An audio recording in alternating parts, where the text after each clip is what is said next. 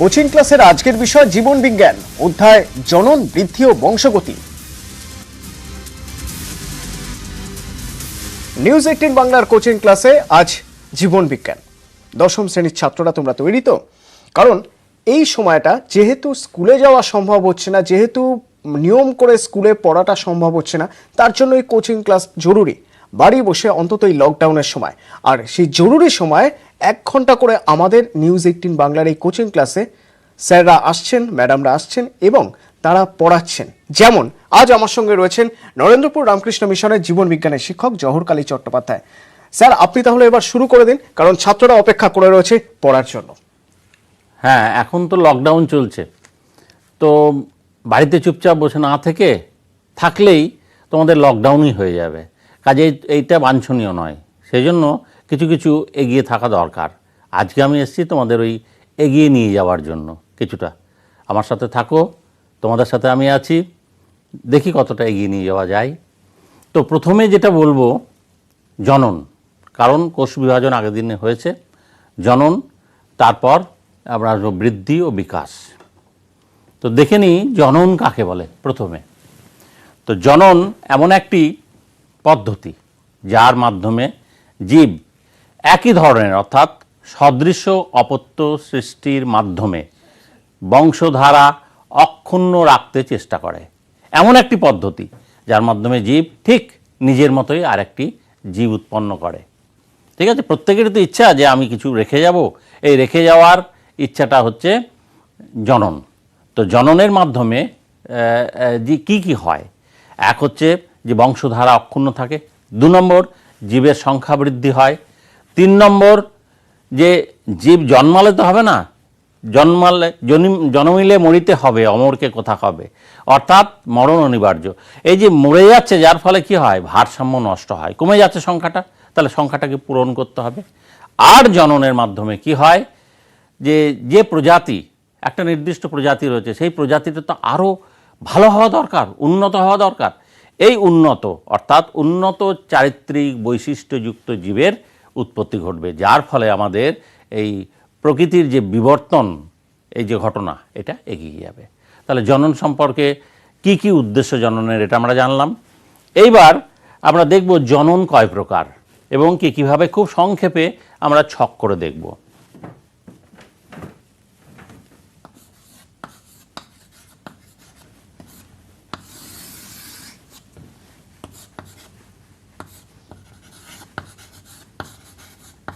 অযৌন জনন, যৌন জনন, অঙ্গজ জনন, অপুংজনী।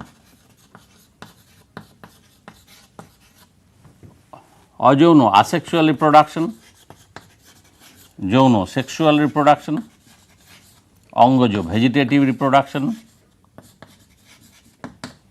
অপুংজনী পার্থেনোজেনেসিস। এটা এক ধরনের বিশেষ ধরনের প্রকারের জনন, পার্থেনোজেনেসিস। তো অযৌন জনন কাকে বলবো, দেখে মনে হচ্ছে আমরা অযৌন, অর্থাৎ এটা গ্যামেটের প্রয়োজন হয় না, অর্থাৎ গ্যামেটের মিলন ব্যতিরেকেই যে জনন হয়, সেটি হচ্ছে অযৌন জনন। অযৌন জনন কয় প্রকার হয়, এরও অনেকভাবে এই প্রকারভেদ আছে। অযৌন জননের সুবিধাটা কি, কেবলমাত্র একটি জনিত্রী জীবের প্রয়োজন হয়। বলবে জনিত্রী কাকে বলে, parental generation, only one parent is required. তো প্যারেন্টাল জেনারেশন যেখান থেকে জন্ম হয় সেটি হচ্ছে জনিত্রী, আর যেটি হয়, উৎপন্ন হয়, তাকে বলা হয় অপত্য। বোঝা গেল? তাহলে জনিত্রী এবং অপত্য, তো একটি কেবলমাত্র জনিত্রীর প্রয়োজন হয়, সেই জন্য এটার অনেক সুবিধা রয়েছে। তার কীভাবে হয়, প্রথমে হচ্ছে ফিশন, বিভাজন।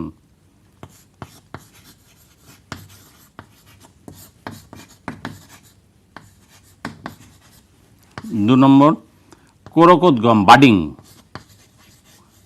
কোরকোদ্গম, বাডিং। 3 নম্বর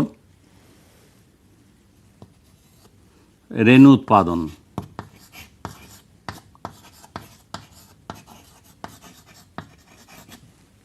4 নম্বর পুনরুৎপাদন।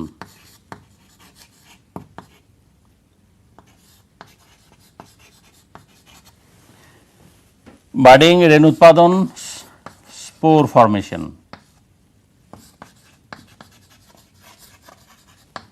পুনরুৎপাদন, রিজেনারেশন। এইগুলি হলো এইভাবে অযৌন জনন হয়। কিভাবে? বিভাজন, অর্থাৎ যে কোনো মাতৃকোষ সহজেই, যেমন একটা ময়দার একটা আমরা ময়দা হয় না অনেক রকমভাবে, যে লুচি বা রুটি হয়, আটা হয়, এটাকে যখন ভাগ করি একটা বড় জায়গা থেকে এমনি করে হাতে ধরে ছেড়ে দুটো ভাগে ভাগ করে দিলাম। তো একটা মাতৃকোষ যখন বিভাজিত হয়ে, ধরো একটা মাতৃকোষ, এটা বিভাজিত হয়ে যদি দুটো এরকমভাবে যদি বিভাজিত হয়ে দুখানা অপত্য কোষ তৈরি করে, অপত্য, তাকে কি বলবো আমরা? বিভাজন, ফিশন। এটা দুটো হতে পারে, অনেকগুলো হতে পারে। দুটো যেখানে হয় তার উদাহরণ হচ্ছে অ্যামিবা। তাহলে এটা বাইনারি ফিশন হতে পারে, বাইনারি অর্থাৎ দ্বিবিভাজন, উদাহরণ অ্যামিবা। অ্যামিবাতে দ্বিবিভাজন হয়, ব্যাকটেরিয়াতে দেখা যায় বাইনারি ফিশন। আর একটা কি হয়? মাল্টিপল ফিশন, অর্থাৎ অনেকগুলো পুঁতির মতো, বলের মতো তৈরি হয়, অর্থাৎ মতিচুরের লাড্ডু যেরকম অনেকগুলো ছোটো ছোটো ছোটো ছোটো দানা দিয়ে ওই রকম একটা জিনিস তৈরি হয়। কীরকম হয়?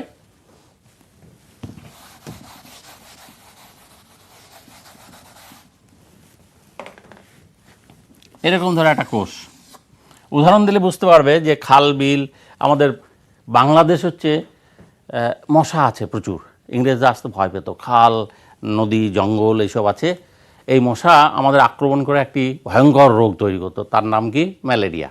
এই ম্যালেরিয়া যে রোগ সৃষ্টি করে সেটি একটি আদ্য প্রাণী, তার নাম প্লাজমোডিয়াম ভাইভাক্স। এই প্লাজমোডিয়াম কি করে? নিজের নিউক্লিয়াসকে অনেকভাবে এরকমভাবে ভাগ করে, ভাগ করে অসংখ্য এই ছোটো ছোটো ছোটো ছোটো নিউক্লিয়াস এবং সাইটোপ্লাজম দিয়ে এরকম, এগুলোকে বলা হয় রেণু। তো এইভাবে এই বিভাজন করে অসংখ্য ছোটো ছোটো ছোটো ছোটো, এটাকে বলা হয় মাল্টিপল ফিশন, অর্থাৎ বহু বিভাজন। উদাহরণ কি? প্লাজমোডিয়াম। এটা প্লাজমোডিয়াম আমাদের দেহের ভিতরে যখন থাকে তখন সাইজন্ট দশায় দেখা যায়, অর্থাৎ একা অনেককে আক্রমণ করতে হবে, একজনের দেহ থেকে আমি অনেক জায়গায় ছড়িয়ে যাব, এই যে জায়গা থেকে, মানসিকতা থেকে সে কী করেছে? নিজেকে অনেকভাবে ভাগ করে ফেলেছে, এবং এই পদ্ধতিকে কি বলা হয়? স্পোরুলেশন। তাহলে বহু বিভাজন আমরা পেলাম, বিভাজন গেল। এবার কোরকোদ্গম। কোরকোদ্গম কীরকম? কোরক কাকে বলে? কোনো জায়গায় যদি হঠাৎ ফুলে যায়, এই ডাস্টারটা নিয়ে তোমার মাথায় যদি জোরে মারি এই জায়গায়, কী হবে? এরকম একটা উঁচু মতো ফুলে যাবে, এটা হচ্ছে কোরক, অর্থাৎ আমাদের ফোড়ার মতো বা এই উঁচু ফুলে যাওয়াটাকে কোরক বলে। তো এই কোরক উদ্গম, কোরকটা যখন তৈরি হয় তাকে কী বলা হয়? কোরক উদ্গম। কোরক উদ্গমের মাধ্যমে অনেকে বংশ বিস্তার করে, যেমন ইস্ট। ইস্ট কোরক উদ্গমে এরকম একটা ইস্ট ছিল, ইস্ট আবার এরকম ফুলে গিয়ে এখান থেকে মাথাটাকে এরকম বেরিয়ে গিয়ে এটা কোরক তৈরি হলো। এই কোরক থেকে আবার আর একটি কোরক তৈরি হয়, আবার আর একটি কোরক তৈরি হয়, এইভাবে একটা কলোনি তৈরি করে, অসংখ্যভাবে বিভাজন করে। তাহলে ইস্টের ক্ষেত্রে এটা হয় ইস্ট। আবার হাইড্রা, এও কোরক উদ্গম পদ্ধতিতে বংশ বিস্তারে সক্ষম, কোরক তৈরি হয় হাইড্রার, অর্থাৎ ছোটো ছোটো ছোটো ছোটো এই অংশটা ফুলে ওঠে, দিয়ে এই কোরক তৈরি হয়, কোরকটা মাতৃদেহ থেকে বিচ্ছিন্ন হয়ে আবার একটি হাইড্রা তৈরি করে, এইভাবে কোরক উদ্গম পদ্ধতিতে যায় হাইড্রা। তাহলে কোরক বোঝা গেল। আমাদের যদি হতো এরকম কোরক উদ্গম পদ্ধতিতে, একটা কানে এরকম কোরক বেরোলো, ওখান থেকে পড়ে গেল মাটিতে, আবার একটা মানুষ তৈরি হয়ে গেল, কিন্তু হয় না, কারণ আমাদের সেই ক্ষমতা নেই। তো এই কোরক উদ্গম পদ্ধতিতে হলো। এরপর আমরা তাহলে কোরক উদ্গম, এবার কোরকটা দুরকম হতে পারে, ফোড়া যেমন একটা বাইরের দিকে হয়, আবার এরকম হাত দিয়ে এরকম দেখলে অনেক ভেতরেও একটা ফোড়া হয়ে রয়েছে, একটা বহিক ফোড়া আর একটা অন্তঃফোড়া। তাহলে একটা বহিক একটা যে বেরিয়েছে সেটা, আর একটা যে ভেতরে আছে, এই ভেতরে যদি এরকম কোরক তৈরি হয় তখন তাকে বলা হয় গেমিউল। এটা ফ্রেশ ওয়াটার স্পঞ্জ, অর্থাৎ স্বাদু জলের স্পঞ্জদের মধ্যে দেখা যায় গেমিউল, অন্তঃকোরক ভেতর দিকে ঢুকে থাকে, ওইটা হচ্ছে বহিক কোরক আর এটা হচ্ছে অন্তঃকোরক, এটা গেমিউল বলা হয়। এটা ফ্রেশ ওয়াটার স্পঞ্জের মধ্যে দেখা যায়, স্বাদু জলের স্পঞ্জ। এরপর রেণু উৎপাদন। রেণু কাকে বলে? অযৌন জননের গঠনগত কার্যগত এককে রেণু বলে। রেণু কোথায় তৈরি হয়? একটা জায়গার মধ্যে তৈরি হবে, একটা পুটলির মতো, একটা থলির মতো একটা জায়গা থাকে, তার নাম কি?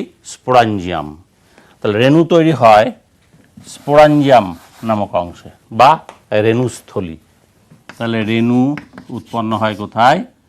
স্পোরাঞ্জিয়াম, এরকম একটা অংশ, তার নাম হচ্ছে রেণুস্থলী বা স্পোরাঞ্জিয়াম।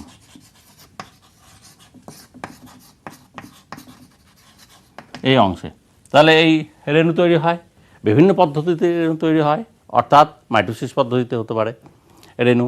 উদাহরণ কোন জায়গায় হয়? ফার্ন, নাম শুনেছে প্রত্যেকে, ফার্ন, মস, এদের রেণুস্থলীতে এই রেণু উৎপন্ন হয়। এই রেণুগুলি যখন সময় পায় বা সুযোগ পায় বা প্রকৃত পরিবেশ পায়, তখন এরা অঙ্কুরিত হয়ে গিয়ে আবার নতুন করে গাছের জন্ম দেয়। তাহলে রেণুস্থলীতে এটা হয়। আর কোথায় করে? আর যেগুলোতে হয় অধিকাংশ ছত্রাকের মধ্যে হয়, আর কিছু দেখা যায় শৈবালের মধ্যে। যেমন, তো এই যে শৈবাল ছত্রাকে দেখা যায়, এর মধ্যে আবার রেণুর বিশেষত্ব আছে। একটা রেণু বলছে না, আমি এক জায়গায় থাকবো না, বদ্ধ খাঁচায় দেখবো এবার জগৎটাকে, বলে ও বেরিয়ে চলে গেল, অর্থাৎ চলনে সক্ষম, তার গমনাঙ্গ আছে। তাহলে যে রেণুর গমনাঙ্গ আছে তাকে আমরা কি বলবো? জুস্পোর। তাহলে রেণু দুরকম হয়, একটা হচ্ছে চলরেণু জুস্পোর বা প্ল্যানোস্পোর। জুস্পোর বা প্ল্যানোস্পোর, চলরেণু। তাহলে রেণু দুই প্রকার হতে পারে। রেণু একটা হচ্ছে জুস্পোর বা প্ল্যানোস্পোর, PLANO, জুস্পোর বা প্ল্যানোস্পোর। আর একটা হচ্ছে আপ্লানোস্পোর, এটা হচ্ছে অচল রেণু অর্থাৎ স্থির রেণু, আপ্লানোস্পোর। এরা গমনে অক্ষম। তাহলে গমনে সক্ষম কোন স্পোর সবাইকে টেক্কা দেয়? কে? ক্ল্যামাইডোমোনাস। তাহলে এর জুস্পোরের উদাহরণ আমরা কি লিখতে পারি? Chlamydomonas, Chlamydomonas. আর একটা হতে পারে ছত্রাকের একটি স্পোর আছে, ফাইটোপথোরা ইনফেস্টান্স, যেটা আলুতে কি করে? আলুর যে ভিতরে দেখবে কালো কালো কালো কালো হয়ে যায়, অর্থাৎ আলুর ধসা রোগ সৃষ্টি করে। এই ফাইটোপথোরার স্পোর বা রেণু হচ্ছে চলরেণুর উদাহরণ। আর আপ্লানোস্পোর হচ্ছে অধিকাংশ ছত্রাক, যেমন আমরা যেটা খাই বিভিন্ন জায়গায়, খুব মুখরোচক খাবার, প্রোটিন, কি নাম? অ্যাগারিকাস। অর্থাৎ আমরা কি বলি ওটাকে বলি এমনি বলি ব্যাঙের ছাতা, অ্যাগারিকাস, যেটা ওর স্পোর হচ্ছে অচল রেণু। ইস্টের স্পোর হচ্ছে অচল রেণু। বিভিন্ন ধরনের যত ছত্রাক আছে, অধিকাংশ ছত্রাক, তাদের চলার ক্ষমতা থাকে না, এরা হচ্ছে আপ্লানোস্পোর। এবার পুনরুৎপাদন, অর্থাৎ এটি জনন নয়, একটা দেহ আছে, কিছুটা খণ্ড হয়ে গেল, কয়েক খণ্ড হয়ে গিয়ে ওই খণ্ড থেকে আবার আরেকটি তৈরি হলো। উদাহরণ কি? তাহলে পুনরুৎপাদন, এটা একটা মাতৃদেহের দেহাংশ থেকে কিছুটা খণ্ড হয়ে গিয়ে আবার একটি মাতৃদেহ আর একটি অংশ তৈরি হলো আবার নতুন করে। এইটাকে কি বলবো আমরা? প্ল্যানেরিয়ার ক্ষেত্রে দেখা যায়, প্ল্যানেরিয়া। তাছাড়াও স্পঞ্জের মধ্যেও হতে পারে, হাইড্রার মধ্যেও হতে পারে। এই হচ্ছে পুনরুৎপাদন। এইভাবে অযৌন জনন সম্পন্ন হয়। তাহলে অযৌন জননের সুবিধাটা কি? যে একটি জনিত্রী জীবের দরকার হয়, আর নষ্ট হয় না, অর্থাৎ খুব কম, এদেরকে কম পরিশ্রম করতে হয়, অর্থাৎ রেণু উৎপাদন সহজেই হয়ে যায়। আর কিন্তু অসুবিধাটা কি? এটা পরিবেশের উপর নির্ভরশীল। পরিবেশ যদি সাহায্য না করে, এদের আর কিচ্ছু করার নেই, অর্থাৎ নষ্ট হয়ে যাবে। স্যার, জননের একটা ভাগ তো হলো অযৌন জনন, অযৌন এবার বাকি তিনটে ভাগ রয়েছে, তার আগে একটা ছোট্ট বিরতি নিই। অন্তত আর যে তিনটে ভাগ রয়েছে তার আগে এই অযৌন জনন, জননের এই যে ভেদ, অযৌন জনন কোনগুলো, সেগুলো তো স্যার বোঝালেন। সেগুলো একবার বরং তোমরা মনে করে নাও, ততক্ষণ একটা ছোট্ট বিরতি, তারপর বাকি ভাগগুলো স্যার বোঝাবেন। আজ কোচিং ক্লাসে জীবন বিজ্ঞান এবং জনন, বৃদ্ধি ও বংশগতি পড়াচ্ছেন নরেন্দ্রপুর রামকৃষ্ণ মিশনের জীবন বিজ্ঞানের শিক্ষক জহরকালী চট্টোপাধ্যায়। একটা ভাগ পড়ানো হয়ে গেছে স্যার, বাকি চারটে ভাগ, অর্থাৎ জননের অযৌন জনন তো পড়ানো হয়ে গেছে, বাকি চারটে ভাগ স্যার শুরু করুন। খুব তাড়াতাড়ি আমরা শেষ করি, আমার সঙ্গে থাকো, দৌড়াও একটু।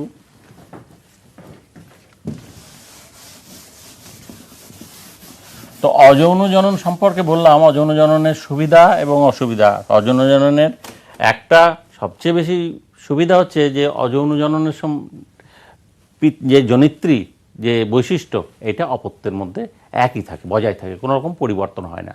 আর অসুবিধা হচ্ছে পরিবর্তন হয় না বলে এদের নতুন বৈশিষ্ট্য হয় না, যার ফলে বিবর্তনের পথে এরা অনেক পিছিয়ে রয়েছে।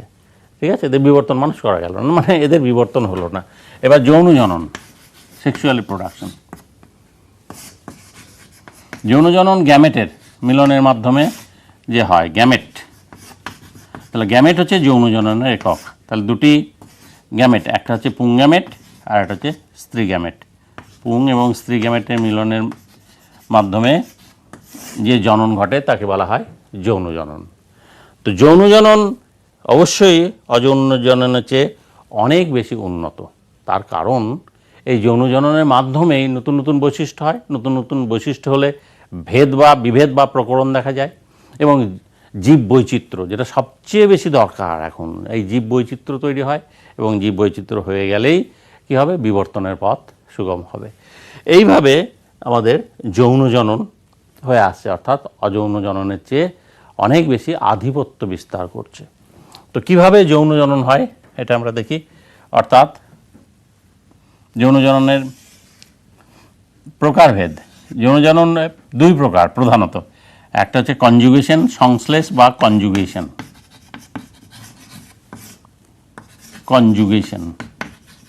আর 2 নম্বর হচ্ছে সিঙ্গ্যামি। সিঙ্গ্যামি লিখি SYNGAMY। তার 2 রকম, সিঙ্গ্যামি এবং কনজুগেশন। যৌন জনন দুভাবে হয়। কনজুগেশন কাকে বলে?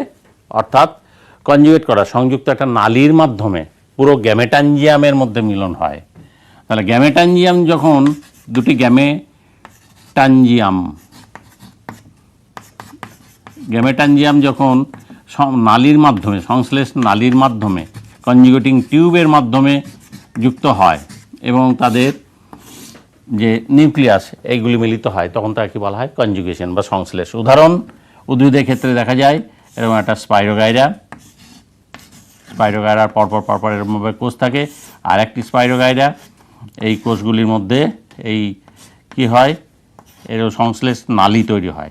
এই নালীর মাধ্যমে নিউক্লিয়াস, এই নিউক্লিয় বস্তুগুলি একটা জায়গা থেকে আরেকটা জায়গায় গিয়ে কি তৈরি করে, জাইগোস্পোর গঠন করে। জাইগোস্পোর, ঠিক আছে, ডিপ্লয়েড। তাহলে এরা হ্যাপ্লয়েড, ডিপ্লয়েড, জাইগোস্পোর তৈরি হয়। তাহলে স্পাইরোগাইরা একটা উদাহরণ হলো। আর উদাহরণ কি হবে, যে প্রাণীদের ক্ষেত্রে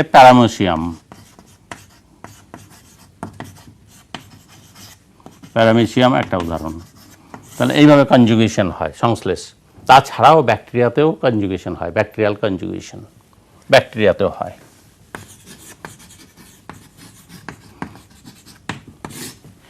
এবার নিষেক, সিঙ্গ্যামি হচ্ছে দুটি গ্যামেটের মিলন, গ্যামেটাঞ্জিয়াম না, গ্যামেটের মিলনকে কি বলবো আমরা, সিঙ্গ্যামি। সিঙ্গ্যামি কীভাবে হয়, আইসোগ্যামি এবং অ্যানাইসোগ্যামি।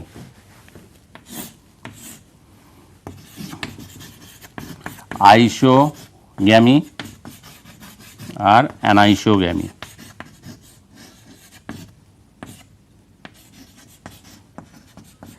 আইসোগ্যামি কাকে বলে, দুটি একই ধরনের আকার আকৃতি বিশিষ্ট গ্যামেটের যদি মিলন হয়, কোনটি স্ত্রী কোনটি পুরুষ বোঝা যাচ্ছে না, দুটি মিলন হয়ে গিয়ে জাইগোট তৈরি হয়, জাইগোট, তখন তাকে বলা হয় আইসোগ্যামি। আর যদি অ্যানাইসোগ্যামি হয়, দুটি অ্যানাইস হচ্ছে দুটি বিভিন্ন আকার আকৃতি বিশিষ্ট দুটি গ্যামেট মিলিত হয়, তাদের মধ্যে গমনাঙ্গ থাকতেও পারে, নাও থাকতে পারে। তাহলে একটি হয় সাধারণত কি, এর মধ্যে সিলিয়া বা ফ্ল্যাজেলা, এটা গমনাঙ্গ যদি থাকে তখন তাকে কি বলা হয়, ফ্ল্যাজেলা। তাহলে গমনাঙ্গ থাকতে পারে, অথবা এটি সাঁতার কেটে ভেসেও চলে যেতে পারে। কিন্তু স্ত্রী গ্যামেটটি কীরকম হয়, এটি সাধারণত নিশ্চল হয়। যে ক্ষেত্রে পুং গ্যামেটের গমনাঙ্গ থাকে, সেক্ষেত্রে স্ত্রী গ্যামেটটি বড় হয় এবং এটি একটি জায়গায় চুপচাপ থাকে। তো এই ধরনের যদি নিষেক হয়, এই নিষেকটি কোথায় দেখা যায়, উন্নত উদ্ভিদ এবং প্রাণীদের ক্ষেত্রে, উন্নত উদ্ভিদ ও প্রাণীদের ক্ষেত্রে। একে এইরকম, এর মাধ্যমে কি তৈরি হয়, জাইগোট অর্থাৎ উস্পোর তৈরি হয়, জাইগোট বা উস্পোর তৈরি হয়। তাহলে একটি হচ্ছে গমনাঙ্গযুক্ত, আর যেমন মানুষের বা অন্যান্য উন্নত উদ্ভিদের ক্ষেত্রে এই ধরনের দেখা যায়, বা এটাকে উগ্যামি বলা হয়। ঠিক আছে, তাহলে অ্যানাইসোগ্যামি আমরা পেলাম, আইসোগ্যামি, অ্যানাইসোগ্যামির একটা হচ্ছে স্থিরভাবে থাকতে পারে, আর একটা হচ্ছে একটা পুং গ্যামেট গিয়ে স্ত্রী গ্যামেটের দিকে যায় এবং ওখানে নিষেক সম্পন্ন হয়, সেক্ষেত্রে জাইগোট বা উস্পোর গঠিত হয়। এইভাবে যৌন জনন সম্পন্ন হয়। অযৌন জনন হলো, যৌন জনন হলো, এখনো দুটো ভাগ বাকি রয়েছে জননের। সে দুটো ভাগ স্যার বোঝাবেন বিরতির পর। আজকের কোচিং ক্লাসে জীবন বিজ্ঞানে জননের দুটো ভাগ, অযৌন এবং যৌন জনন, স্যার বোঝালেন। আরও দুটো জায়গা বাকি রয়েছে, সেগুলো এবার স্যারের কাছ থেকে জেনে নেবো। স্যার শুরু করুন। তো যৌন জনন অযৌন জননের মধ্যে পার্থক্যগুলো লিখবে, এটা প্রায়ই আসে, এটা মাধ্যমিকের একটা খুব মানে চয়েস এর কোশ্চেন, যে যৌন এবং অযৌন জননের পার্থক্যগুলো, এগুলো বাড়ির কাজ করবে। এরপর আমরা জানবো অপুংজনি অর্থাৎ পার্থেনোজেনেসিস, যে পদ্ধতিতে একটি ডিম্বাণু সরাসরি মানে কোনো শুক্রাণু ব্যতিরেকেই সরাসরি নিষিক্ত হয়ে ভ্রূণে পরিণত হয়। ডিম্বাণু সরাসরি ভ্রূণে পরিণত হয়, এখানে কোনো নিষেক পরিণত হয় না। অর্থাৎ যদি ডিম্বাণু এন হয় তাহলে ভ্রূণটি কী হবে? এন হবে। একে বলা হয় অপুংজনি বা পার্থেনোজেনেসিস। যখন বিশেষ প্রয়োজন হয়, প্রকৃতির কতগুলো খেয়াল আছে, যেমন মৌমাছি, পুরুষ মৌমাছি তৈরি করার জন্য এইরূপ পদ্ধতির প্রয়োজন হয়, তাহলে পুরুষ মৌমাছি কি একটি অপুংজনি পদ্ধতিতে উৎপন্ন একটি প্রাণীর নাম লেখো, পুরুষ মৌমাছি। যদি একটি উদ্ভিদের নাম বলে, উদ্ভিদ হচ্ছে স্পাইরোগাইরা।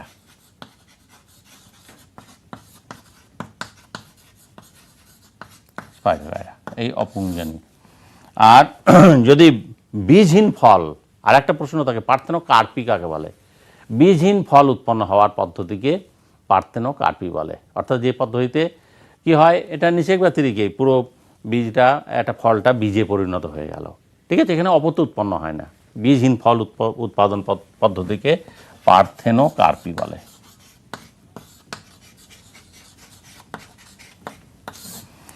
এরপরে আসছি আমরা এই মাইক্রোপ্রপাগেশন বা অণুবিস্তরণ বলে একটি জিনিস আছে। অর্থাৎ খুব তাড়াতাড়ি কিছু কিছু ভালো ভালো কতগুলি ফল বা সবজিকে খুব তাড়াতাড়ি উৎপন্ন করার যে পদ্ধতি, যেটি ইনভিট্রো অর্থাৎ পরীক্ষাগারেই করা সম্ভব, খুব তাড়াতাড়ি মাঠে যেতে হবে না, নানা রকম আনুষঙ্গিক আয়োজনের প্রয়োজন হবে না, তাকে কি বলা হয়? অণুবিস্তরণ অর্থাৎ মাইক্রোপ্রপাগেশন।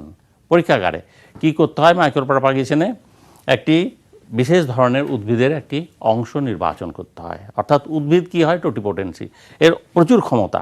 আমার একটা হাত কেটে গেলে আর একটা হাত হবে না, কিন্তু উদ্ভিদের একটা ডালকে কেটে তুমি যদি লাগাও, বা উদ্ভিদের একটা অংশ পড়ে গিয়ে আর একটা উদ্ভিদ তৈরি হতে পারে। তো এই যে ক্ষমতাটাকে কাজে লাগিয়ে উদ্ভিদের যে অংশটাকে নির্বাচন করা হয় তাকে বলা হয় এক্সপ্লান্ট। এই এক্সপ্লান্টকে কি করে? একটা নিউট্রিটিভ মিডিয়াম অর্থাৎ একটা পুষ্টি দ্রবণের মধ্যে ফেলে পুষ্টি দ্রবণে রাখা হয়, যার মধ্যে সুক্রোজ থাকে, বিভিন্ন ধরনের আগার জেল থাকে, কিছু ভিটামিন থাকে, কিছু হরমোন থাকে। এই পুষ্টি দ্রবণে রেখে এটাকে ক্যালাস তৈরি করা হয়, অর্থাৎ একটা পিণ্ড তৈরি করা হয়। এই ক্যালাস থেকে আস্তে আস্তে ছোটো ছোটোভাবে কেটে এমব্রায়েড তৈরি হয়। এই এমব্রায়েড থেকে প্ল্যাটিলেট অর্থাৎ ছোট ছোট ছোট ছোট উদ্ভিদ তৈরি হয়। এগুলো যে প্ল্যান্টের, যে এগুলো প্ল্যান্টলেট তৈরি হয়, প্ল্যান্টলেট। এই প্ল্যান্টলেট থেকে কি হয়? আস্তে আস্তে আবার ছোট ছোট শিশু চারা উদ্ভিদ তৈরি হয়।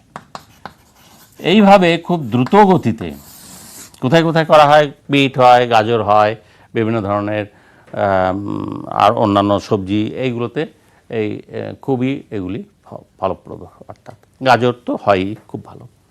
তো এইটাকে বলা হয় মাইক্রো প্রপাগেশন বা অণুবিস্তরণ।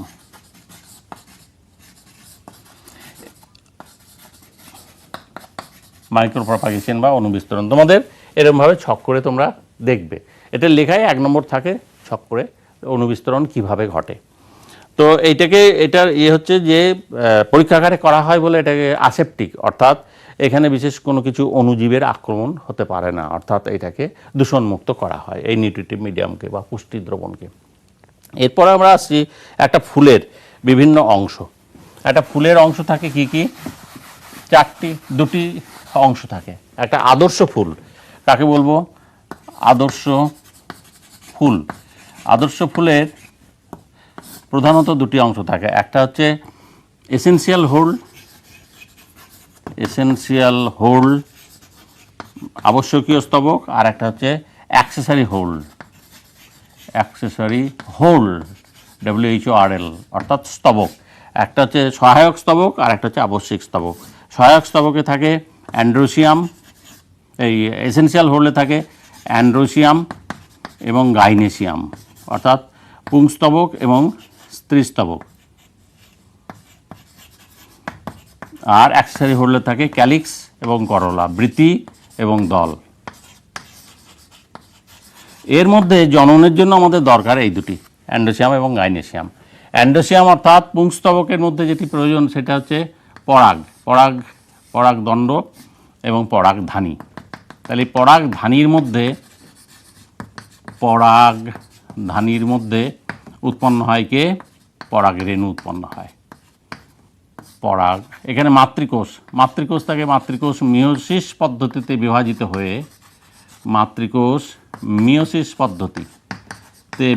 তাহলে এটা 2n থাকে। 2n থেকে যখন পরাগরেণু হলো ওটা হচ্ছে n, বিভাজিত হয়ে গিয়ে এইভাবে পরাগরেণু তৈরি হয়। একই রকমভাবে যে স্ত্রীস্তবকের মধ্যে কার্পেল বলে, এইতে 3টে অংশ থাকে। এটার নাম হচ্ছে গর্ভমুণ্ড, এটার নাম গর্ভদণ্ড, এটার নাম গর্ভাশয়। এই গর্ভাশয়ের ভেতরে মিওসিস পদ্ধতিতে কি তৈরি হয়? ডিম্বক তৈরি হয়, ডিম্বক N। এবং এই ডিম্বকটি আবার মাইটোসিস পদ্ধতিতে বিভাজিত হয়ে এর ভিতরে ডিম্বকের ভিতরে কি তৈরি হয়? এরকম স্পোর তৈরি হয়, মেগাস্পোর। তার মধ্যে একটি ডিম্বাণু, সহচরী কোষ এরকম থাকে। প্রতিপাদ কোষ, এইগুলো হচ্ছে প্রতিপাদ কোষ, অ্যান্টিপোটাল সেলস। এটা হচ্ছে নির্ণিত নিউক্লিয়াস, এটা হচ্ছে দুটো নিউক্লিয়াস থাকে, আর একটা থাকে ডিম্বাণু, আর দুটি থাকে সাইনারজিটস বা সহচরী সাইনারজিটস। এইভাবে এর জনন, এই যে স্ত্রীস্তবকের ভিতরে এই ডিম্বাণু গঠন হয়। এরপর কিভাবে যাবে এই পরাগরেণু ডিম্বাণুতে, গর্ভমুণ্ডে কিভাবে যাবে? যে পদ্ধতিতে যাবে তার নাম হচ্ছে পরাগযোগ বা পলিনেশন। তাহলে একটি ফুলের পরাগ থলি থেকে, এখান থেকে পরাগধানী থেকে পরাগরেণু যে পদ্ধতিতে ওই একই ফুলের বা অন্য কোনো ফুলের গর্ভমুণ্ডে স্থানান্তরিত হয় তাকে বলা হয় পরাগমিলন। পরাগমিলন আমাদের যৌন জননের জন্য, উদ্ভিদের যৌন জননের জন্য অত্যন্ত প্রয়োজনীয় অংশ। পরাগমিলন কিভাবে হয়? পরাগমিলনের দুভাবে হয়, একটা হচ্ছে স্বপরাগযোগ আর একটা হচ্ছে ইতর পরাগযোগ। স্বপরাগযোগ হচ্ছে একই ফুলের যদি এই পরাগধানী থেকে ওই ফুলের গর্ভমুণ্ডে স্থানান্তরিত হয় একটি ফুলের মধ্যে, অথবা একই গাছের অন্য ফুলে যদি যায় তখন তাকে কি বলবো আমরা? স্বপরাগযোগ, বা এটা হচ্ছে সেলফ পলিনেশন। এটা দুরকম হয়, একটা হচ্ছে অটোগ্যামি, যদি একই ফুলের মধ্যে হয় তাহলে হচ্ছে অটোগ্যামি, আর একটা হচ্ছে জিটনোগ্যামি অর্থাৎ প্রতিবেশী ফুলের। এইখানে ফুলের মধ্যে একটা ফুলের মধ্যে যদি হয় তাহলে হচ্ছে অটোগ্যামি, আর যদি এখানে একটা ফুল এই ফুলের পরাগরেণু যদি এখানে বাহিত হয়ে গিয়ে হয় তাহলে এটাকে হচ্ছে জিটনোগ্যামি। তাহলে এটা গেল স্বপরাগযোগ।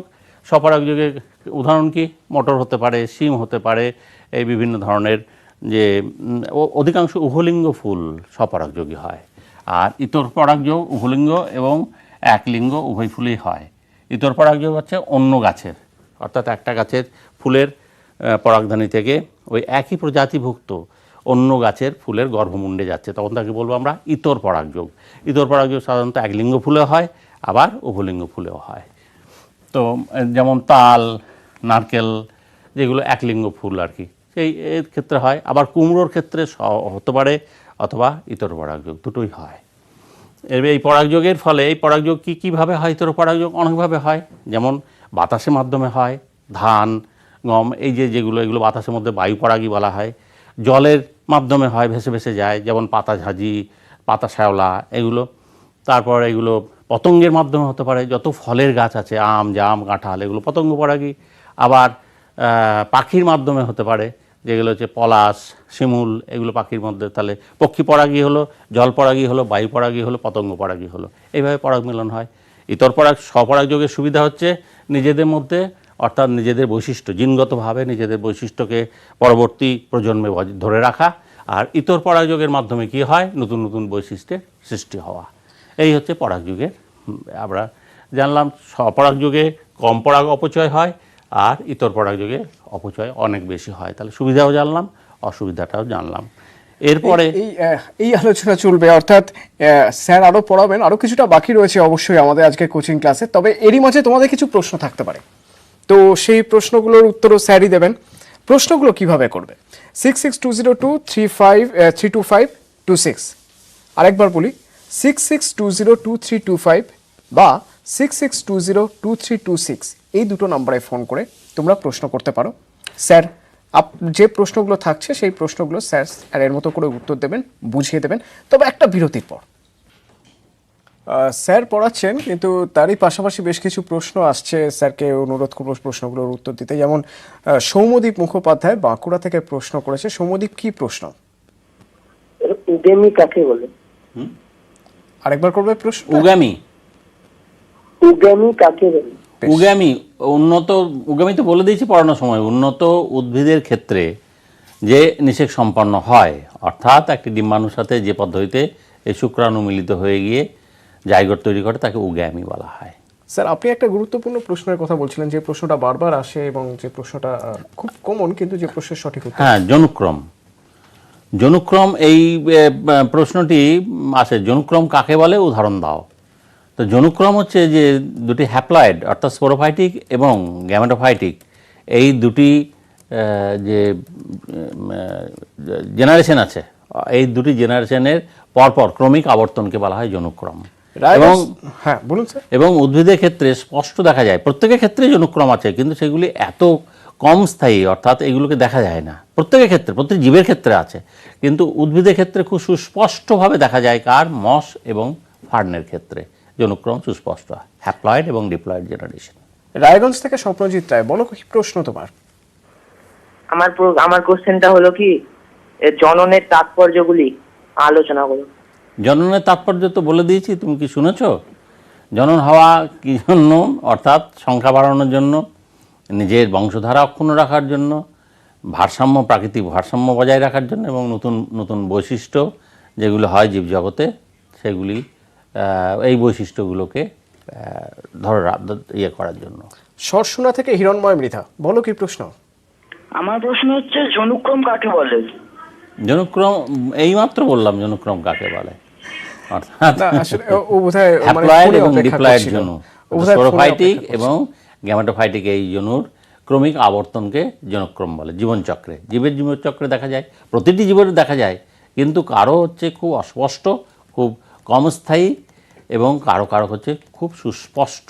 যেমন মস এবং ফার্নের ক্ষেত্রে উদাহরণে বইয়ে দেখবে, ছবি দিয়ে দেওয়া আছে জনুক্রম, অর্থাৎ ফার্ন এই গাছটি হচ্ছে ডিপ্লয়েড, ওখান থেকে যে স্পোর বা রেণু তৈরি হয়, এই রেণু মিওসিস পদ্ধতিতে গিয়ে ওখানে প্রোথ্যালাস তৈরি করে। প্রোথ্যালাস ও হ্যাপ্লয়েড, প্রোথ্যালাস থেকে পুং এবং স্ত্রী গ্যামেট হয়, ওরা মিলিত হয়ে গিয়ে আবার জাইগোট তৈরি করে ডিপ্লয়েড, ওখান থেকে আবার নতুন ফার্ন তৈরি হয়। তাহলে এই যে হ্যাপ্লয়েড এবং ডিপ্লয়েড, এই দুটি জনু পরপর আবর্তিত হচ্ছে, এইটাকে জনুক্রম বলে।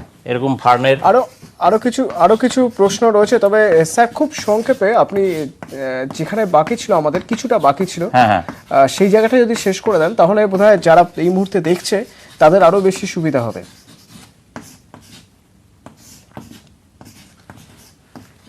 এইটা বাকি ছিল, যে শুক্রাণু ডিম্বাণু মিলিত হয়ে গিয়ে জাইগোট তৈরি হয়, জাইগোট ডিপ্লয়েড, এখান থেকে আবার অঙ্কুরিত হয়ে নতুন ফার্ন হয়। এইভাবে যে হয়, এটাকে কি বলা হয়? অল্টারনেশন অফ জেনারেশন, জনুক্রম। ফার্নের ক্ষেত্রে, মসের ক্ষেত্রে দেখা যায়। আমরা যে জায়গায় ছিলাম সেটা হচ্ছে উদ্ভিদের দ্বিবীজপত্রী, যে সপুষ্পক উদ্ভিদের যৌন জনন কিভাবে হয়। সপুষ্পক উদ্ভিদের জননের জন্য একটা ছবি আছে বইয়ে, ওইটাকে খুব ভালোভাবে, যে ছবিটা আমি কিছুক্ষণ আগে এঁকেছিলাম, অর্থাৎ পুং এবং কিভাবে পরাগরেণু গিয়ে গর্ভাশয় এখানে ডিম্বক থাকে, ডিম্বকের ভিতরে যে এই কোষগুলি থাকে তার মধ্যে একটা ডিম্বাণু থাকে আর দুটি সহচরী কোষ থাকে, এটা ডিম্বাণু। তাহলে এই ডিম্বাণুর সাথে এই পরাগরেণু এখানে পড়ার পর এন, তাহলে এখান থেকে গ্যামেট সৃষ্টি হয়, পুং গ্যামেট, দুটি পুং গ্যামেট সৃষ্টি হয়, দুটি পুং, পরাগরেণুর ভিতরে দুটি পুং গ্যামেট সৃষ্টি হয়।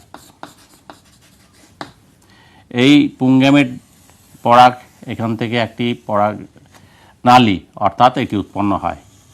এর ভিতরে রাসায়নিক পদার্থের আকর্ষণে আস্তে আস্তে নালীটি তৈরি হয় এবং এই ডিম্বকে মিলিত হয়। এর ভিতর দিয়ে তখন তাহলে একটি হচ্ছে নালিকা নিউক্লিয়াস আর একটি হচ্ছে জেনারেটিভ নিউক্লিয়াস, উৎপাদী নিউক্লিয়াস। নালিকা নিউক্লিয়াস নালীটি তৈরি করেই শেষ হয়ে যায়।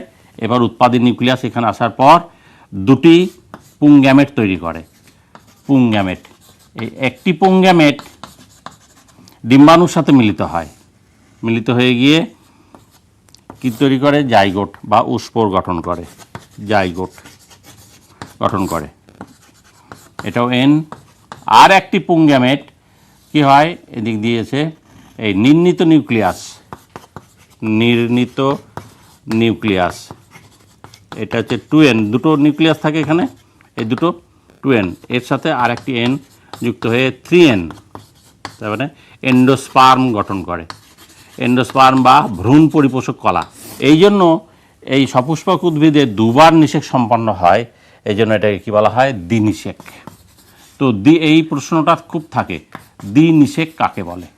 সপুষ্পক উদ্ভিদের ক্ষেত্রে নিষেকের সময় দুবার নিষেক সম্পন্ন হয়। একবার একটি শুক্রাণুর সাথে ডিম্বাণু মিলিত হয়ে জাইগোট বা স্পোর গঠন করে 2n, আর একটি পুং গ্যামেট নির্ণীত নিউক্লিয়াসের সাথে মিলিত হয়ে গিয়ে এন্ডোস্পার্ম বা ভ্রূণ পরিপোষক কলা গঠন করে। স্যার, এইভাবে দুভাবে হয় বলে এটাকে দ্বিনিষেক বলে। স্যার, আজ সময় একেবারেই শেষ, সুতরাং যারা যারা এই মুহূর্তে দেখছিলে তারা আশা করি কিছুটা হলেও এগিয়ে যেতে পারলে। স্যার প্রথমে যেটা বলছিলেন যে কিছুটা এগিয়ে দেওয়ার যে চেষ্টা স্যার করেছেন, যে চেষ্টা নিউজ 18 বাংলার কোচিং ক্লাসের থাকে। আজ আপাতত এখানেই শেষ করছি। ধন্যবাদ জানাবো স্যারকে। নরেন্দ্রপুর রামকৃষ্ণ মিশনের জীবন বিজ্ঞানের শিক্ষক জহরকালী চট্টোপাধ্যায় আজ আমাদের সঙ্গে ছিলেন। আগামীকাল ভৌত বিজ্ঞান, আগামীকালের অধ্যায় তড়িৎ প্রবাহ ও রাসায়নিক বিক্রিয়া।